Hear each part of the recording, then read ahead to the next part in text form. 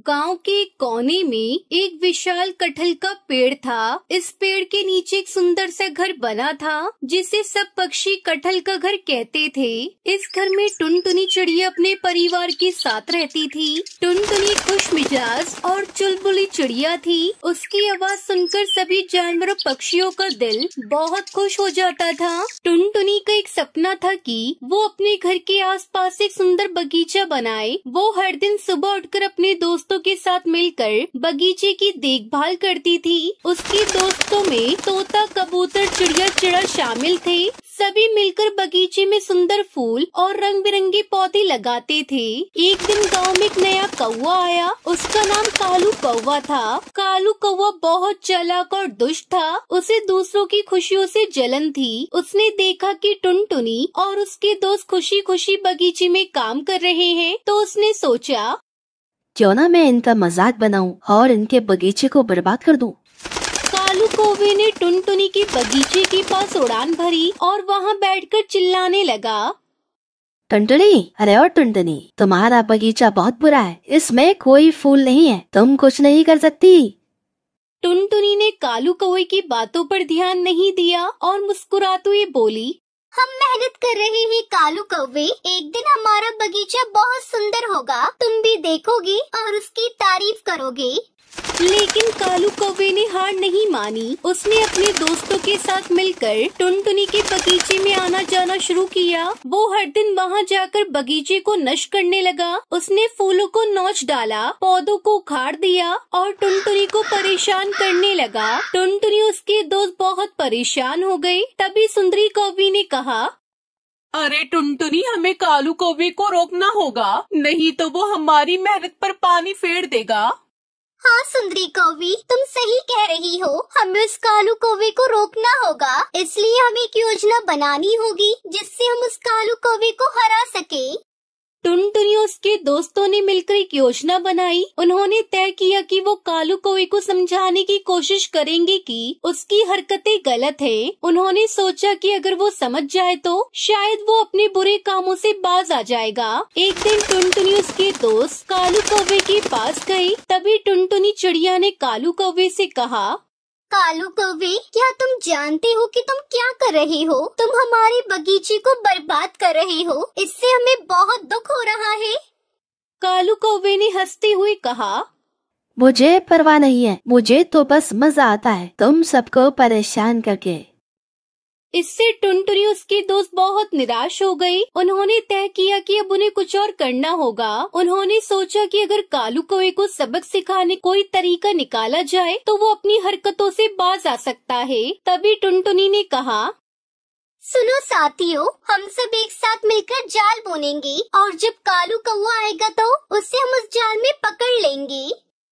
सभी दोस्तों ने इस विचार को पसंद किया और जाल बनाने में जुट गए। टुनटुनी और उसके दोस्त ने जाल बनाने में बहुत मेहनत की। उन्होंने बगीचे के चारों ओर जाल बुन दिया। जाल को इस तरह से सजाया गया था कि जब भी कालू कौवा बगीचे में आएगा वो उसमें फंस ही जाएगा। एक दिन कालू कौवा फिर से बगीचे में आया और वहाँ के फूलों को तोड़ने लगा। जैसे ही उसने जाल में प्रवेश किया वो उसमें फंस गया। टुनटुनी और उसके दोस्त खुशी से चिल्लाए, अरे टुनटुनी, हमने उसे पकड़ लिया।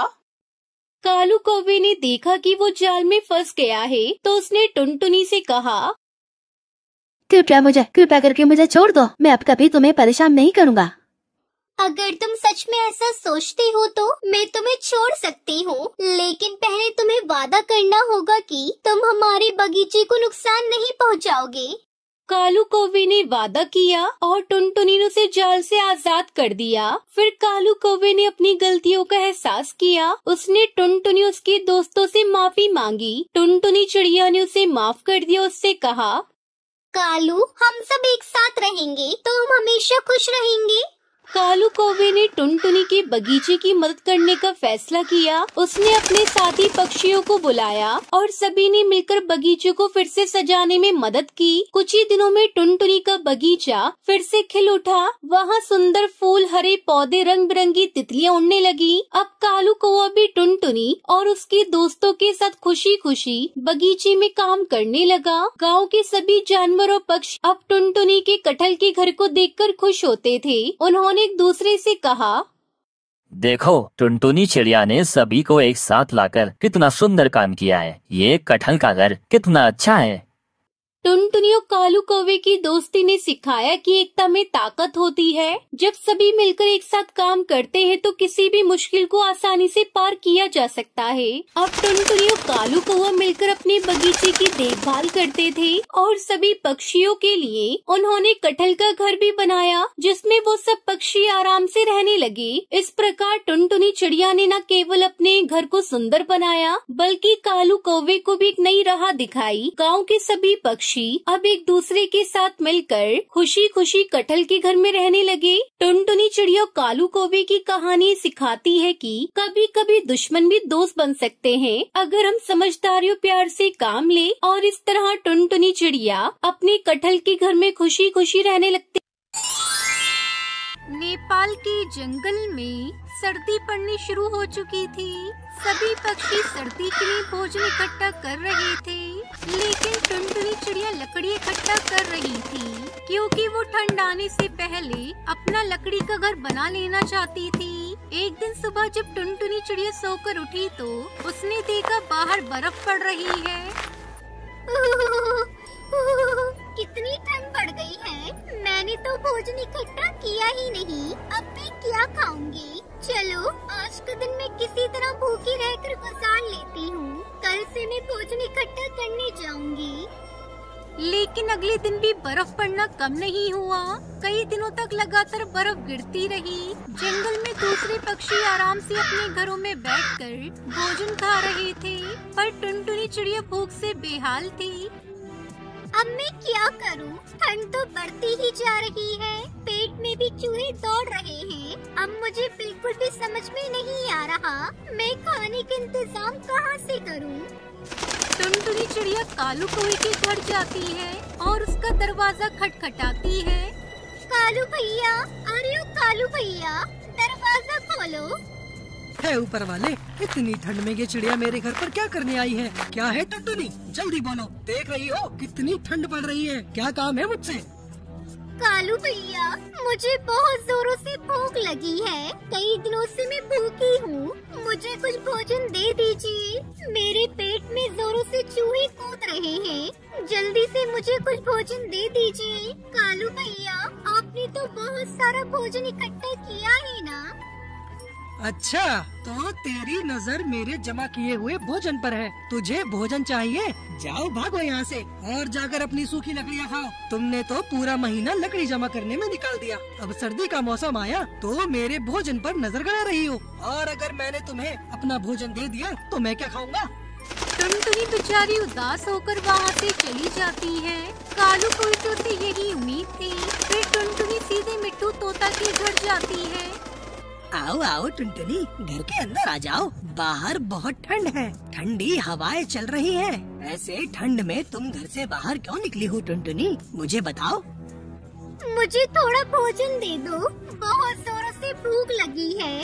जंगल में कहीं भोजन नहीं मिल रहा है। लेकिन टुनटुनी, तुम्हें तो पता ही है, हर ठंड में जंगल में भोजन की कमी हो जाती है। फिर तुमने पहले से भोजन इकट्ठा क्यों नहीं किया?